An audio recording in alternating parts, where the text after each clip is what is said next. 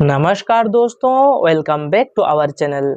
तो देखिए, हम JKPSC 10+2 एग्जाम के पॉलिटिकल साइंस पेपर के लिए कुछ इंपॉर्टेंट क्वेश्चंस को डिस्कस कर रहे हैं और इस सीरीज में हम टोटल 1000 क्वेश्चंस को डिस्कस करने वाले हैं। ऑलरेडी हम 700 प्लस क्वेश्चंस को डिस्कस कर चुके हैं। तो अगर आप पहले वाले वीडियोस नहीं देखे हैं तो चैनल पर जाकर देख सकते हैं। आज हम आगे के क्वेश्चंस को डिस्कस करने वाले हैं। पर वीडियो शुरू करने से पहले एक इम्पोर्टेंट इन्फॉर्मेशन, अगर आप अपने प्रिपरेशन को और भी ज़्यादा मजबूत करना चाहते हैं और अपने कंसेप्चुअल क्लैरिटी लाना चाहते हैं तो आप हमारे JKPSC 10+2 लेक्चरशिप कोर्स को बाय कर सकते हैं। इससे आपके प्रिपरेशन बहुत अच्छा हो जाएगा। कोर्सेज के लिए आप हमारे ऐप और वेबसाइट पढ़ो तो ऐसे विजिट कर सकते हैं। और सबसे इम्पोर्टेंट बात, हमारे जो कोर्स है ये UGC नेट कोर्स के साथ भी अलाइन है। अगर आप हमारे कोर्स को बाय करते हैं तो आपको UGC नेट प्रिपरेशन में भी मदद मिल जाएगा। और ये जो वीडियो है, इस वीडियो के PDF भी आपको हमारे ऐप पढ़ो तो ऐसे पर मिल जाएंगे बिल्कुल फ्री में। तो जरूर प्ले स्टोर से पढ़ो तो ऐसे ऐप को डाउनलोड कर लीजिएगा। तो चलिए वीडियो को शुरू करते हैं। तो देखिए, first question, the preamble of the Indian constitution declares India to be a. तो preamble of the Indian constitution India को क्या कहता है? Sovereign socialist secular democratic republic, या फिर फेडरल सेकुलर डेमोक्रेटिक रिपब्लिक, या फिर फेडरल सोशलिस्ट डेमोक्रेटिक रिपब्लिक, या फिर communist sovereign secular and Republic. तो इसका जो करेक्ट आंसर है वो है option number A, sovereign socialist secular democratic and Republic. ठीक है, तो इंडिया को प्रीएम्बल ये कहता है। नेक्स्ट क्वेश्चन को देखते हैं। नेक्स्ट क्वेश्चन क्या है? The office of the Lokpal in India was established by. तो लोकपाल का ऑफिस कैसे एस्टेब्लिश किया गया था? The 73rd constitutional amendment act से एस्टेब्लिश किया गया था, या फिर the Lokpal and Lokayukta Act 2013 के माध्यम से एस्टेब्लिश किया गया था लोकपाल को ऑफिस को, the 44th constitutional amendment act, या फिर the Supreme Court ruling in the Kesavananda Bharati case. तो इसका जो करेक्ट आंसर है वो है option number B, the Lokpal and Lokayukta Act 2013 में the office of the Lokpal आया था इंडिया में। इसको याद रखना।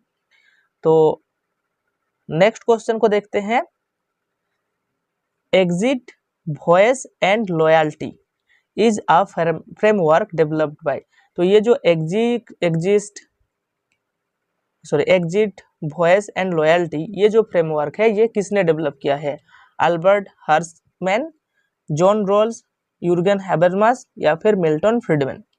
तो इसका जो करेक्ट आंसर है वो है option number A, Albert Hirschman. Next question को देखते हैं। The third wave of democracy was concept introduced by. तो थर्ड वेव ऑफ डेमोक्रेसी किससे एसोसिएटेड है? Francis Fukuyama, Samuel Huntington, Karl Popper, या फिर रॉबर्ट टर्न। तो इसका जो करेक्ट आंसर है वो है Samuel P Huntington. Third wave of democracy, ठीक है, हंटिंगटन का कॉन्सेप्ट है। नेक्स्ट क्वेश्चन को देखते हैं। The right to information RTI was passed in. तो राइट टू इंफॉर्मेशन कब पास हुआ था? 1999, 2002, 2005, या फिर 2008। तो इसका जो करेक्ट आंसर है वो है ऑप्शन नंबर सी, 2005 में राइट टू इंफॉर्मेशन आया था, 2005। इसको याद रखना। नेक्स्ट क्वेश्चन को देखते हैं। The 44th amendment of the Indian constitution was passed to. तो 44th कॉन्स्टिट्यूशनल अमेंडमेंट से क्या आया था? Strengthen fundamental rights. क्या फंडामेंटल राइट्स को और भी ज़्यादा स्ट्रेंथन किया गया था 44th कॉन्स्टिट्यूशनल अमेंडमेंट के द्वारा? इंट्रोड्यूस्ड फंडामेंटल ड्यूटीज को इंट्रोड्यूस किया गया था 44th अमेंडमेंट के माध्यम से, या फिर allowed the imposition of the emergency, या फिर इमरजेंसी को इम्पोजिशन किया गया था, इमरजेंसी को इम्पोजिशन करने के लिए अलाउ किया गया था, या फिर remove the right to property from fundamental rights. तो इसका जो करेक्ट आंसर है वो है ऑप्शन नंबर डी, जो फंडामेंटल ड्यूटी के अंदर था right to property. Right to property को फंडामेंटल ड्यूटी से हटाकर क्या किया गया? लीगल राइट्स बनाया गया, मतलब 44th अमेंडमेंट के माध्यम से। तो D is the correct answer. तो अभी 300A में राइट टू प्रॉपर्टी है। नेक्स्ट क्वेश्चन क्या है? The term quorum in the Indian parliament refers to. तो कोरम क्या है इंडियन पार्लियामेंट में? The term used for the first hour of a session, जो फर्स्ट आवर होता है सेशन का उसको क्या कोरम कहा जाता है? The majority needed to pass a constitutional amendment, तो एक मेजोरिटी चाहिए होता है कॉन्स्टिट्यूशनल अमेंडमेंट को पास करने के लिए, ये क्या कोरम होता है? The maximum number of members allowed in a discussion, तो कोई भी डिस्कशन के लिए जो मैक्सिमम नंबर की जरूरत होता है वो क्या कोरम होता है? या फिर the minimum number of members required to hold a session, या फिर एक मिनिमम नंबर ऑफ मेंबर्स चाहिए कोई भी सेशन को होल्ड करने के लिए, इसको कोरम कहा जाता है। तो D is the correct answer. कोई भी सेशन को होल्ड करने के लिए जो मिनिमम मेंबर्स की जरूरत होता है, मिनिमम नंबर्स ऑफ मेंबर्स की, वही कोरम होता है। तो D is the correct answer, ठीक है। The term quorum in the Indian parliament refers to the minimum number of members that must be present at a sitting of the house, Lok Sabha और Rajya Sabha, to conduct its business. तो minimum number होना ही चाहिए कोई भी session के hold करने के लिए, वही कोरम होता है।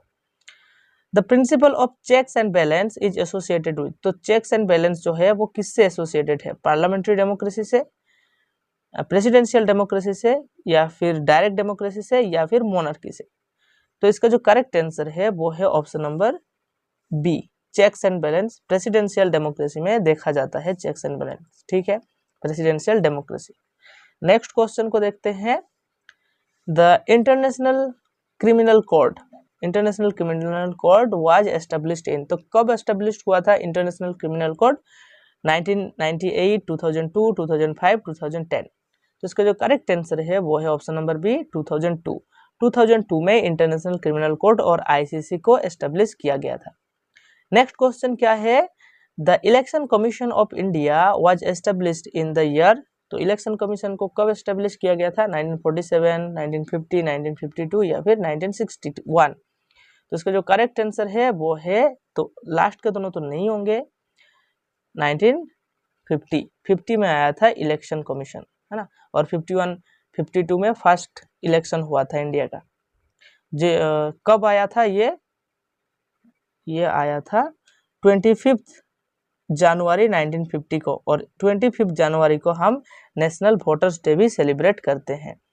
नेक्स्ट क्वेश्चन क्या है? The concept of surveillance capitalism, तो surveillance capitalism was introduced by, किसने इंट्रोड्यूस किया था surveillance capitalism? Zygmunt Bauman, Noam Chomsky, Shoshana Zuboff, Michel फूको।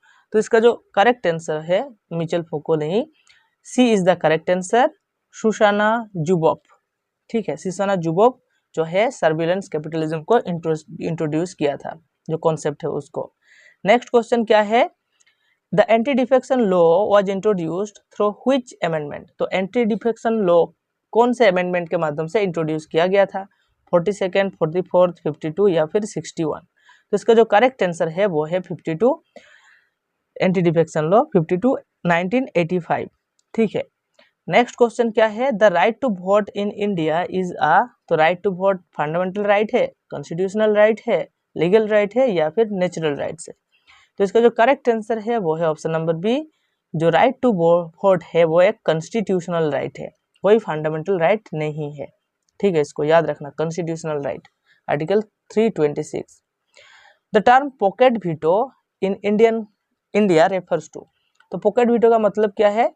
The power of the president to withhold a bill indefinitely, the ability of the prime minister to reject a bill, the automatic approval of a bill after 14 days, या फिर a temporary rejection of an ordinance। तो इसका correct answer होगा option number A, जो president का power होता है कोई भी जो बिल है उसको होल्ड करने की इनफाइनाइट टाइम के लिए और इनडेफिनाइट टाइम के लिए, वही होता है पॉकेट वीटो। तो A is the correct answer. Next question क्या है? The post colonial theory primarily focuses on, तो पोस्ट कॉलोनियल थ्योरी किसके ऊपर फोकस करता है? Analysing the economic advantages of colonialism, critiquing the lasting effects of colonial rule, on societies and culture, justifying the expansion of European empires, या फिर studying only the political structure of colonial states.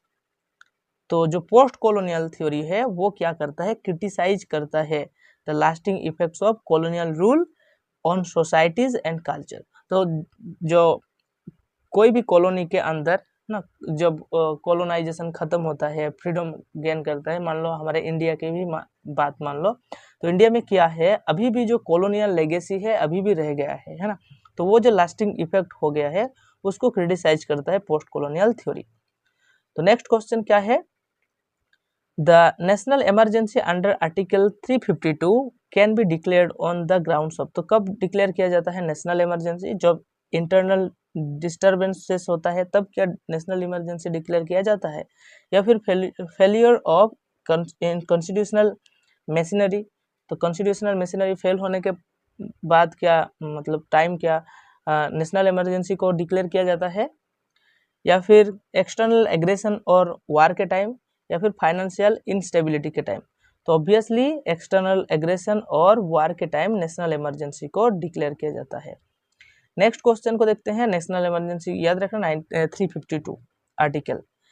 The democratic peace theory argues that. तो democracy peace theory किस चीज के बारे में बात करता है, democratic states do not go to war with each other. जो डेमोक्रेटिक स्टेट्स होते हैं वो एक दूसरे से लड़ाई नहीं करते हैं।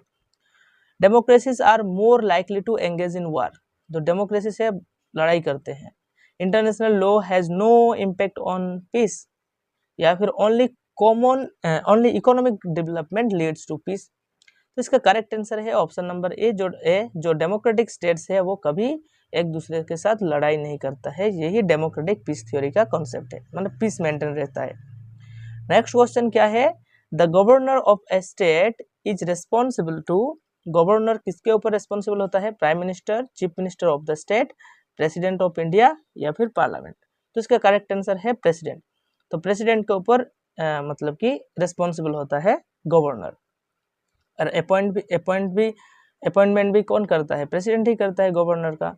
The 73rd constitutional amendment is related to. तो 73rd कॉन्स्टिट्यूशनल अमेंडमेंट किससे रिलेटेड है, urban local bodies, Panchayati Raj, election commission, fundamental rights.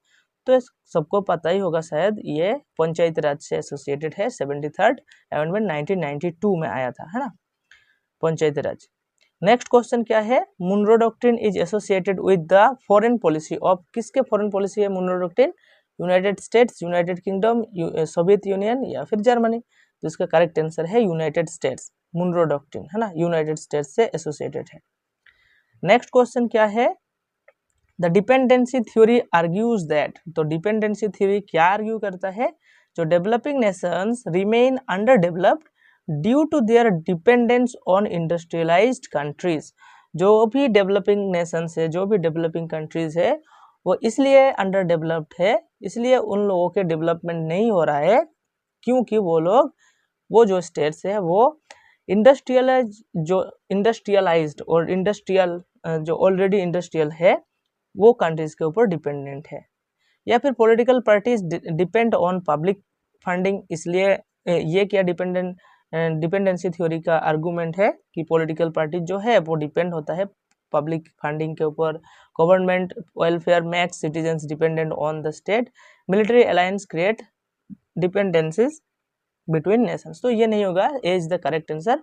जो डेवलपिंग नेशंस है वो इसलिए अंडर डेवलप है क्योंकि वो इंडस्ट्रियलाइज्ड कंट्रीज के ऊपर डिपेंडेंट है, इसलिए।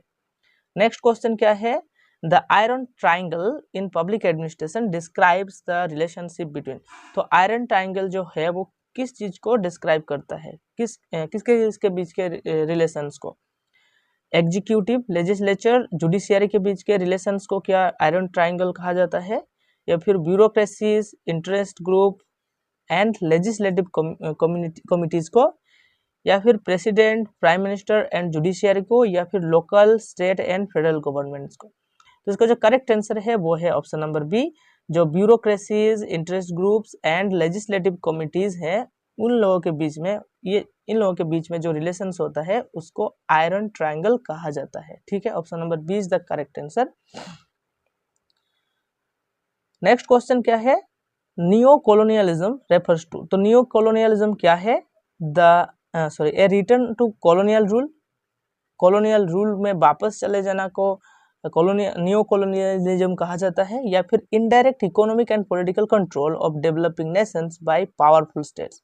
जो पावरफुल स्टेट्स होते हैं उनके द्वारा जो अभी भी अंडर डेवलप्ड और डेवलपिंग नेशंस है उन लोगों के ऊपर जो भी इकोनॉमिक एंड पॉलिटिकल कंट्रोल लिया जाएगा उसको न्यू कॉलोनियलिज्म कहा जाएगा।